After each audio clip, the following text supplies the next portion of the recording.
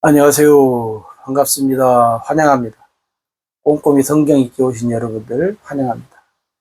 하루 한 절 보화를 찾아서 하나님, 예수님, 성령님이 누구신가? 오늘 또 관찰, 고찰, 성찰, 통찰을 통해서 보화를 찾아봅시다. 402강 요한복음 1장 31절 같이 봅시다. 나도 그를 알지 못하였으나 내가 와서 물로 세례를 베푸는 것은 그를 이스라엘에 나타내려 함이라 하니라. 아멘.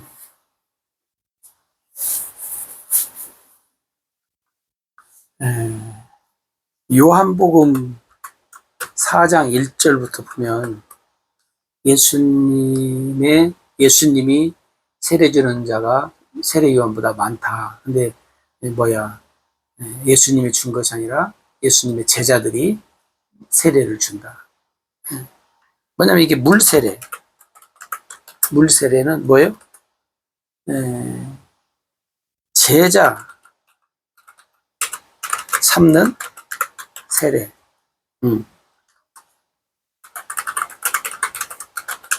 구원의 세례가 아닙니다, 여러분. 물세례는 구원의 표시가 아니에요. 그냥 예수를 믿겠다고 하는, 따르겠다고 하는 하나의 상징적인 표시예요. 물세례가 구원을 주지 않습니다, 여러분. 혼돈하지 않으셔야 돼요. 근데 이 물세례, 물세례는 그 세례 요한이 주잖아요.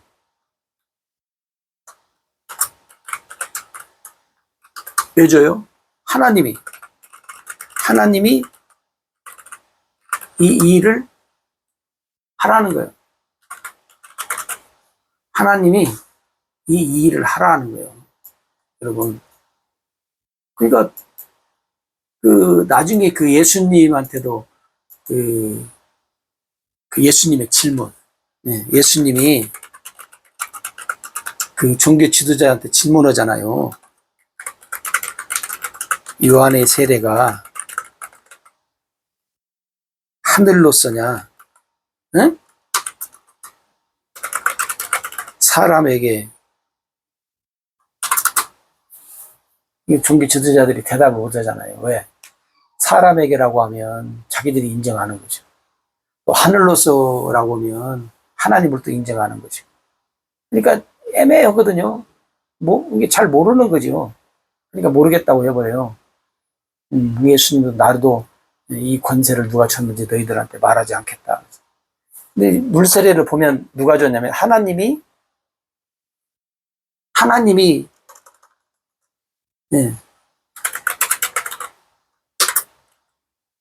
물세례는요 하나님이 주신 일이에요. 여러분 성경에 보면 여러분 요한복음 1장 지금 우리가 31절을 보는데 33절을 여러분이 이렇게 보시면 무슨 말씀이 있냐면 나도 그를 알지 못하였으나 나를 보내어 물로 세례를 베풀라 하신 그이가 하나님이 하나님이 물로 세례를 주어라 그랬어요. 하나님이 이게 요한도 몰라요. 근데 하나님이 하라고 하니까 이 일을 한 거예요. 다시 말하면 요한도 나도 그를 알지 못하였으나 그가 누구냐면 예수님이에요. 내가 와서 물로 세례를 베푸는 것을 예수님을 이스라엘에 나타내야 합니다. 그러니까 여러분 물세례를 예수님의 제자들과 주는 것은 뭐냐면 그 제자 삼는 세례로서 줬는데 처음에 요한은 물세례를 왜 줬냐면 예수님을 이스라엘에 어떻게 해요? 나타내는 방법 중에 하나였다는 거예요. 물세례를 줘라. 그죠? 그러니까 여러분 세례 요한에게 있어서 물세례는 뭐예요? 제자 삼는 세례가 아니에요. 요한에게 물세례는 오늘 여기 말씀에 1장 31절에 보면 예수님 나타내는 거, 그죠? 여러분들이 기억하시면 좋겠고, 그 다음에 또 요한의 물세례는 뭐냐면 회개의 세례로 이야기를 해요. 그래서 성경에 보면 뭐예요? 누가 나타나요? 세리들, 네? 세리들이 무리들, 그 다음에 군병들,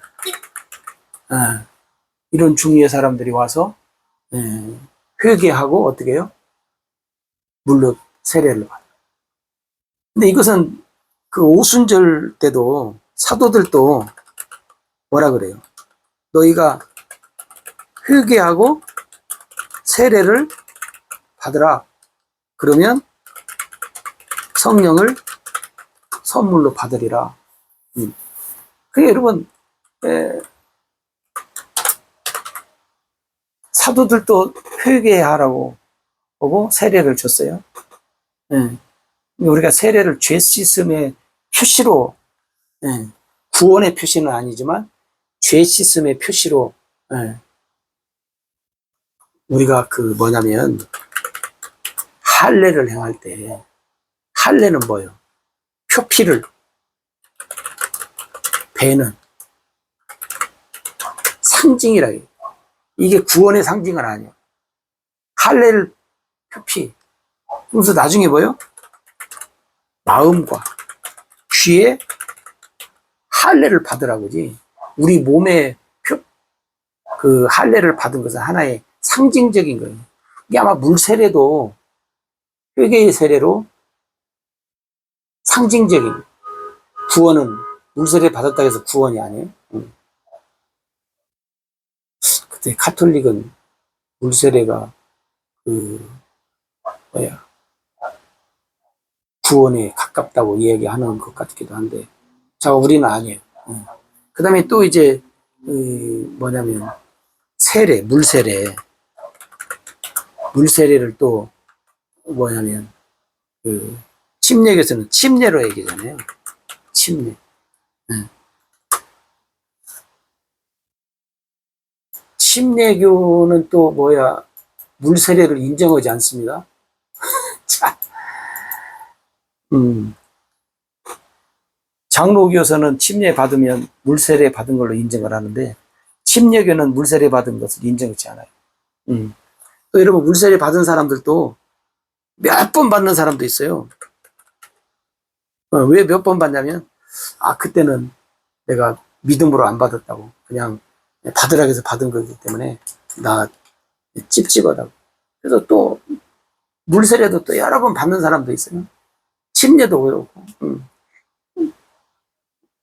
물론 나중에는 이것이 한 번 받아야 넣어진다, 그래서 재세례는 없다, 여러 가지 말이 있기도 한데, 참 어찌됐든지 간에 한 번을 받든 두 번을 받든 10번을 받든 물세례나 침례나 구원과 구원의 표시는 아니다, 여러분. 응?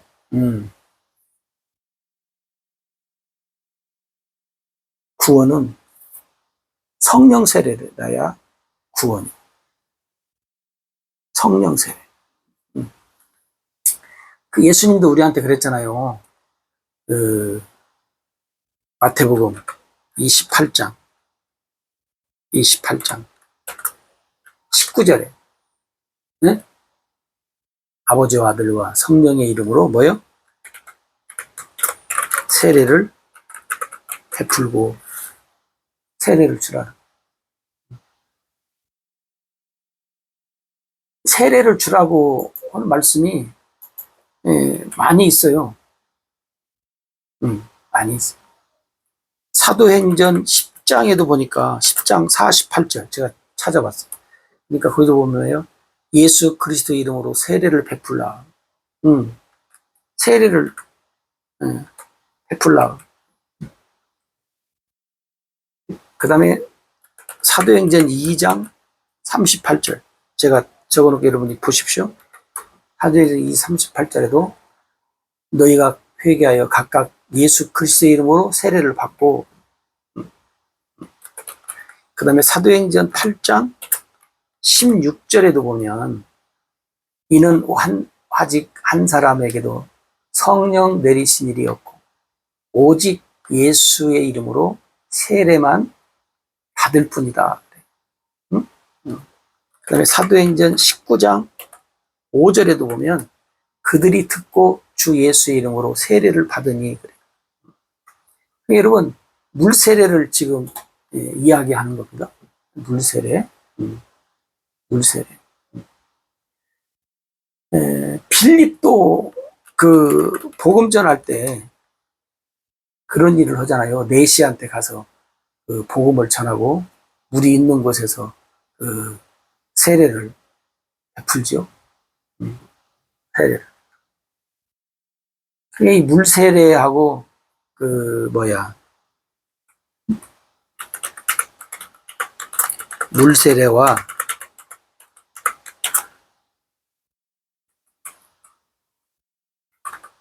물세례와 여러분 성령 세례를 혼돈하면 안 됩니다. 잘 구분을 여러분이 하시고, 그 다음에 분명한 것은 뭐요? 물세례는 여러 번 받는 사람들도 많잖아요. 여러 번 받아도 구원과는 상관이 없다. 분명한 거. 구원과 상관이 있는 세례는 성령 세례다. 성령 세례를 받지 않으면 사실은 구원이 없지요. 왜? 성령으로 아니하고는 누구든지 그리스도를 주라 시인할 자가 없다는. 성령으로 하는 거예요. 근데 많은 사람들이 성령 세례 안 받았어도 예수 그리스도를 주라고 고백하지요. 뭘로? 지식과 지혜로. 여러분들이 이것을 구분을 잘 하셔야 됩니다. 구분을 잘 합시다.